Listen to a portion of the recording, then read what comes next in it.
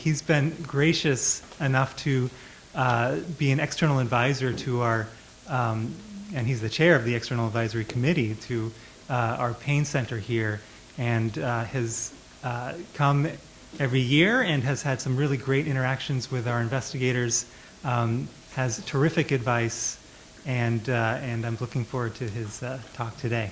Thank you, Jon.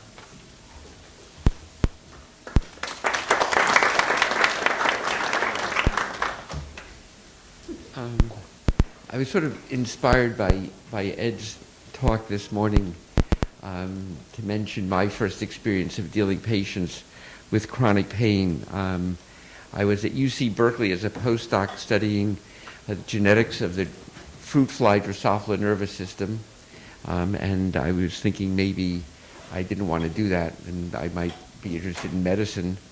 I went to Stanford to visit my former mentor, Donald Kennedy, who sent me up to see Howard Fields, who is that Fields, Bassbaum, et al., who took me to his pain clinic with him on Wednesdays. I would come over from Berkeley, and we would go over from the lab and go over to the clinic and see really the most horrific patients that you could imagine that he had culled out to work with.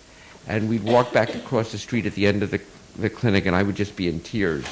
And one day he just put his arm around me and he said, "Jon, if you can learn to deal with this, you can learn to deal with anything in medicine." And I think that has held a lot for me in terms of my own sort of approach, both as a physician and also how, in some ways, how I think about research.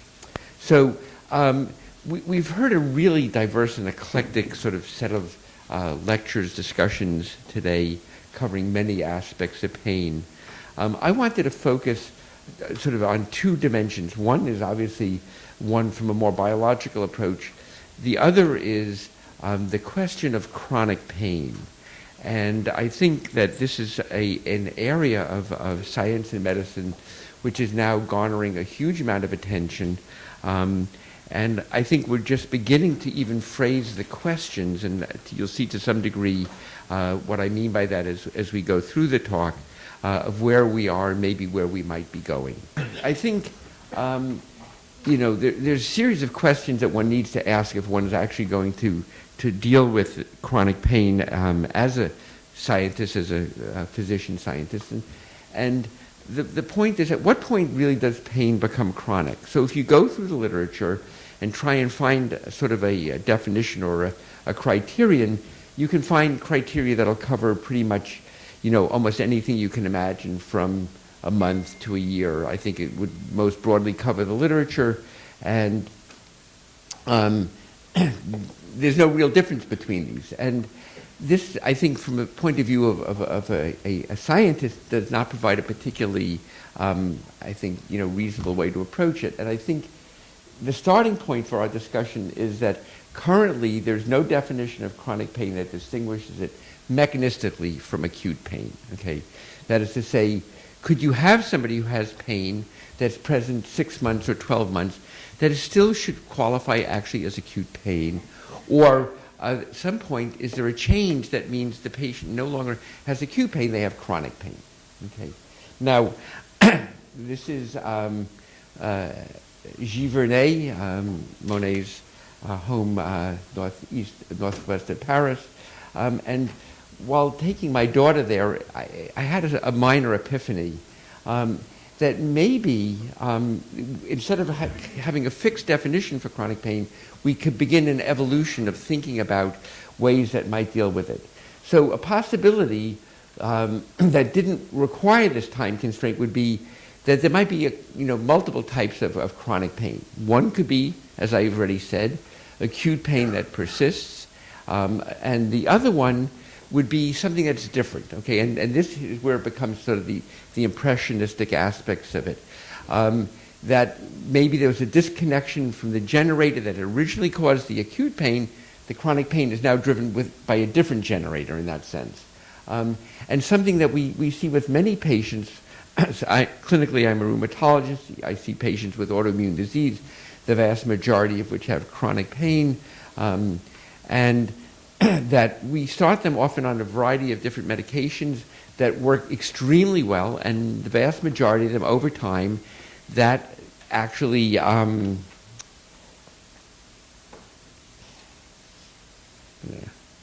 otherwise it'll keep doing that. That over time the therapies stop working. Okay, and many a time patients will come and say, "I don't understand that this medicine that you gave me worked so well, and now it doesn't work."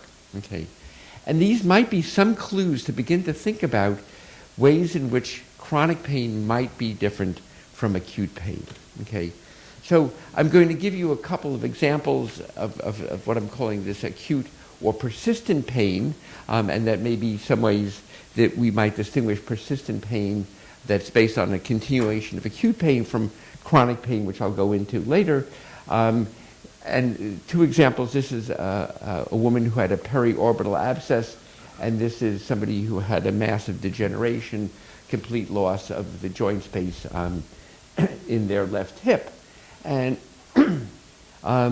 the question is, what would be the best therapy to treat this pain? And this pain could be persistent, for years. The former head of pain research at the NIH, Ron Dubner, thought he had a back pain problem, and after years of encouraging him, he went finally to see a physician, as opposed to the people who are doing his epidural blocks, who took an x-ray, saw he had a completely degenerated joint, replaced that joint, and from that day forward, he never had a single, ounce of pain. This is somebody who had had pain for about 3 years, okay?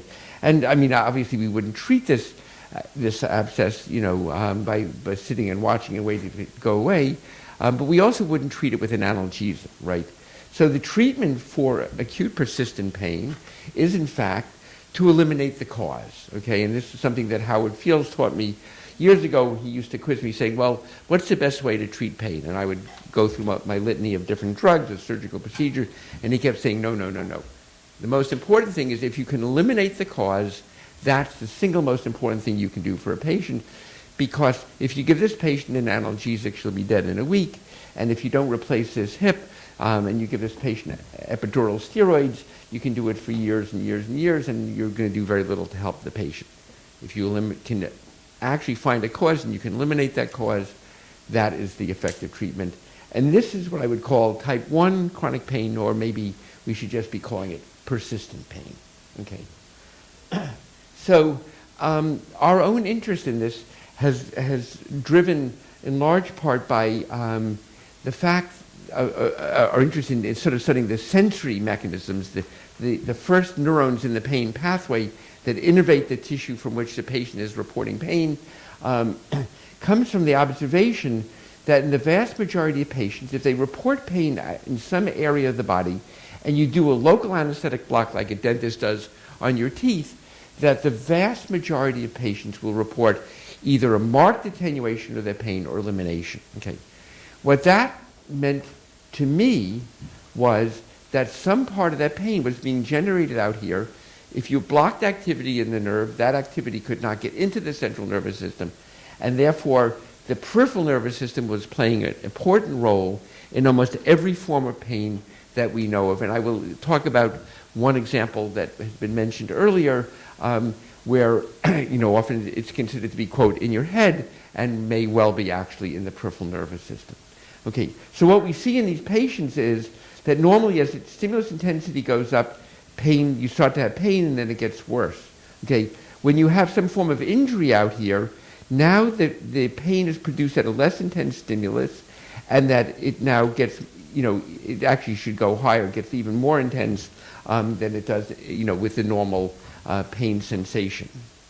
Okay, and if you look out at the peripheral terminal that I was talking about out here, okay, what you see is it's a very busy activity in the setting of acute pain, and maybe even in the setting of persistent pain. You can have activation of cells of the immune system. They release lots of mediators that can work on a variety of different receptors on the cells. And it's probably no wonder in a situation like this that a single drug, maybe working at one of these receptors, is very unlikely to really give you a major satisfactory improvement in the overall condition of the pain. Yet this is what we call sort of the therapeutic space, which both acute pain and persistent pain is currently being approached. Okay, and will be in contrast to other areas that we'll talk about. Now, I think to me one of the best descriptions of chronic pain that I've ever seen is that from Emily Dickinson, I've never seen a better statement to me of what chronic pain is about. But for the part of her poem that I just wanted to emphasize today, it's past, enlightened to perceive new periods of pain. And I think that in many ways, those of us who experience chronic pain know that there are good days and there are bad days, and that there are that the only problem is when you have a good day, you're going to have a bad day. Now, I gave you an example of this sort of type 1 chronic pain, persistent pain, using actual clinical examples. I'm going to work backwards to try and teach you a little bit about what I'm calling type 2 chronic pain, or this sort of change in which you can get rid of the initiating stimulus and yet still have a change that produces dramatic pain. So prostaglandins are important inflammatory mediators involved in pain, what we call the NSAIDs, the Motrins, the naproxens, the non-steroidal anti-inflammatories, work by inhibiting the production of the prostaglandins. If you inject prostaglandins into a normal animal, this is the open circles, they become tender, they have hyperalgesia or tenderness, and it lasts for an hour or two and then it's gone. Okay. If you have a prior injury and you let the animal recover, so now there's no difference at baseline between these two, and now you inject prostaglandins, you get the same amount of hyperalgesia, but it persists. Okay, there's some change in the sensory apparatus that this now is producing a different type of pain than existed before, and a very different type. Here's a pain that isn't over in an hour or two. This is 14 days after the same injection of PG2, and this pain has persisted. Okay, so there's some, this does not prove in any way, shape, or manner that there's a difference, but it really, I think, is in some ways a very dramatic example of how something like a prior injury can induce changes in the nervous system. And this prior injury doesn't have to be like being, clubbed with a hammer, but even injecting certain inflammatory mediators like tumor necrosis factor alpha, which was raised earlier as an important, treatment modality in patients with rheumatoid arthritis. Just a single exposure to TNF alpha can produce this state. Okay, that mediator is gone within, probably minutes, yet it produced some change in this sensory apparatus which is persisting. Okay, now there's another aspect, I think, of chronic pain that we're beginning to just think about, and it's a way of maybe, trying to piece this together. One is what induces chronic pain, this type 2 chronic pain, as opposed to persistent pain. The second one is what is mediating the actual expression of this? And probably singly most important is there a possibility of getting behind that change and reversing that change in the pain pathway, which is involved in this prolonged hyperalgesia, so that you can reverse that, which we call the maintenance aspect of chronic pain. And each of these is very important in terms of thinking about chronic pain and how we may intervene at various time points in the treatment management, and potentially in the long run, actually the ability to reverse the underlying process involved in chronic pain. Okay. Now, I'm going to show a couple of data slides, but I'm not going to, I don't want you to get the data. I only want you to get the impression of what this is showing, okay?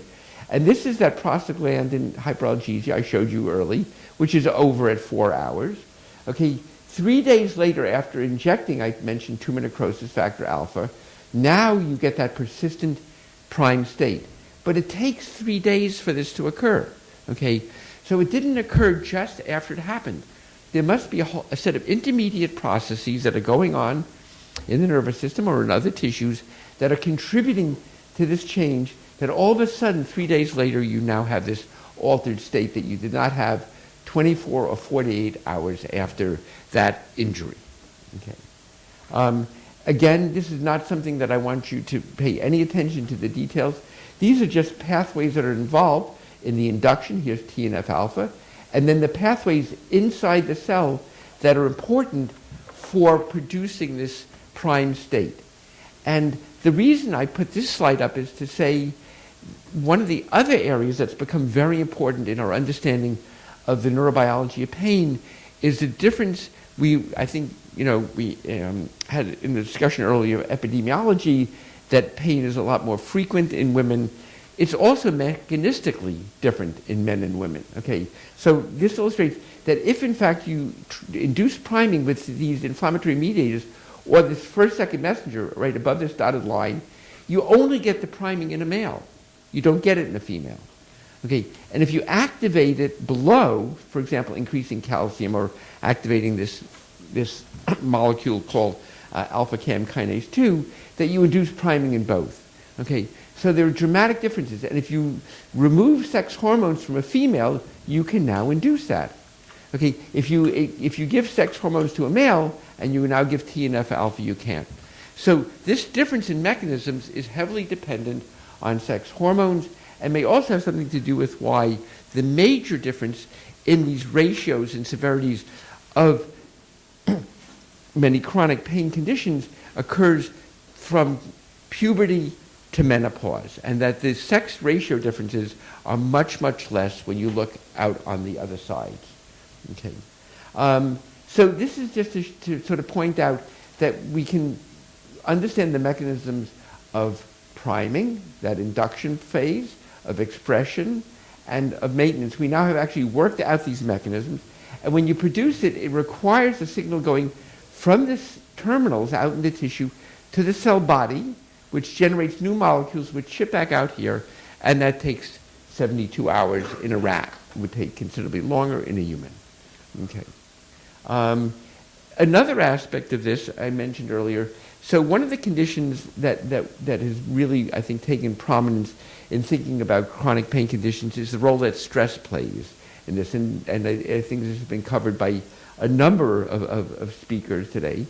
If you produce early life stress in a rodent, and you now come back and look when they're adults at their response to PG2, in a control animal you have hyperalgesia, tenderness, that goes away very quickly.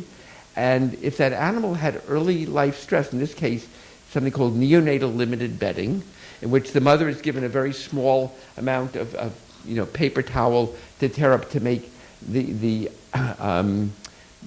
bedding for her litter, that this stress induced in the mother is transmitted to the babies, and as adults they now also have this prime state that I was telling you about. Okay.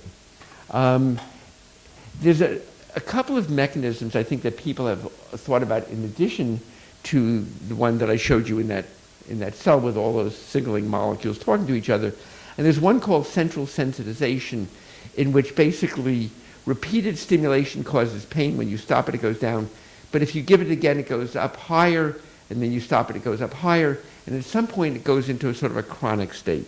Okay, and this relates to a number of aspects of potentially of chronic pain, which could produce this kind of shift in the dose-response curve. And this was tested in patients who have a form of chronic pain, which is thought to be actually very much affected by stress, and that is fibromyalgia. And a group in Germany did this kind of study that I showed you in the animals, and they took patients with fibromyalgia and they injected acid and prostaglandins.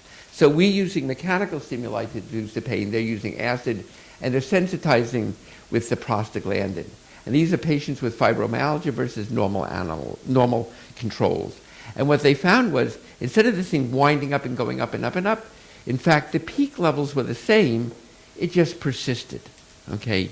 Very much like that priming mechanism that I showed you. So this is working now backwards from animal studies where we begin to look at mechanisms to human studies, and we can now make predictions about therapies that should work in these patients to potentially reverse this state of priming. Okay.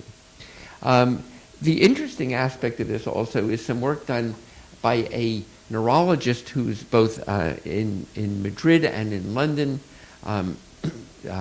Jordi Serra, who looked at these patients with fibromyalgia and said, for all the world, they looked to him like patients with neuropathic pain. And so he stuck microelectrodes into their nerves to record the activity of the peripheral nervous system in isolation from the central nervous system.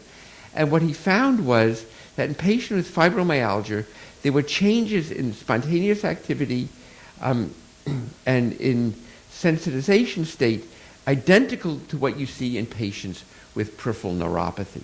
Okay. So I think, again, we're beginning to have some ideas, some models that we can actually now take from the bedside to the bench and back again for therapies that could potentially help these patients. Now, there is actually a third type of chronic pain that I just wanted to mention and not really go into detail because I would like to finish actually a little bit ahead of time. One of my new philosophies in life, if they give you a half an hour, you should finish in 25 minutes. And that is, there are certain pain conditions that are actually produced by the treatments that we use for pain. Okay, two classic ones are something called opioid-induced hyperalgesia. This has been something that's been worked on very extensively by a group at Stanford Medical School in the same department as Dr. Mackey. And patients who are repeatedly exposed to opioids over time sometimes report that when they are given the drug, it makes their pain worse. Okay, and it's got other manifestations as well, but this has been referred to as opioid-induced hyperalgesia. And a second one is a class of drugs that are used to treat migraine headache, which are called the triptans, like sumatriptan, which probably most of you have heard of. And again, these patients, if they're given triptans, they may go from having a migraine once, or twice or three times a month, to having it 15 or 17 or 30 times a month. And the use of these treatments, the triptans, can cause this chronification of the migraine, taking them from an episodic pain syndrome to something that looks more like a chronic pain syndrome. So this is another type of chronic pain that we're again beginning to evaluate. And I can tell you, in looking at mechanisms, here looking at the opioid-induced hyperalgesia, that the things that worked in that type 1 priming that I showed you do not have anything at all to do with the kind of changes that you see if you induce opioid hyperalgesia or chronification with the triptans. And I'd like to just end with one last thought. I think mostly when we, as neuroscientists, when we think about pain and many other conditions, we think about neurons. Okay. And those of us who are enlightened think about the fact that maybe other cells in the nervous system, these cells called the glia, which far outnumber neurons, may be important. But I think one of the other things that's really important is nothing to do with the cell itself, but with the environment that the cell finds itself in, what we call the extracellular matrix. Okay. And one of the things that we know clearly is that this extracellular matrix changes dramatically with age, and that, and as we also know, chronic pain conditions also dramatically increases the function of age. And so one of the things we've begun to look at is whether or not this extracellular matrix has anything to do with the production and maintenance of pain. Okay, and so this is the extracellular matrix. This is the cell membrane here. There's a lot of different molecules out here with very fancy names, which I won't go into. But one of the interesting ones that we've been interested in is a molecule. There's a subset of pain sensory neurons that bind a plant molecule called isolectin B4. And that set of neurons are called the IB4 positive neurons. And when we have looked at the molecule, we have worked out the molecule that IB4 binds to. It's actually an extracellular matrix molecule called Versacan. And if you knock down the level of Versacan, you change the function of this subset of pain sensory neurons, and you can affect various models of acute and chronic pain. So another area going forward, I think that will be very interesting to look at, is the nature of the actual extracellular environment in which the pain sensory neurons are involved. And I think, it's it's really been a sort of an ongoing dialogue with many people in the laboratory over many years. One of the things that we have when we have a Ph.D. candidate in the lab is something called the graduation slide that each prepares. And this was Kimberly Tanner, her graduation slide. Kimberly did a lot of work on chemotherapy neuropathies when she was in the lab. She got very much interested in science education for middle school girls. She's now a professor who is totally devoted to science education I think is contributing a huge amount to the next generation of scientists that we'll have. Thank you. I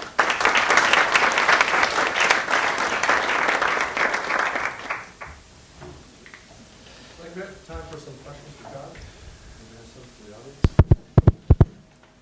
I had one. Hang on, Kurt. We're going to microphone you.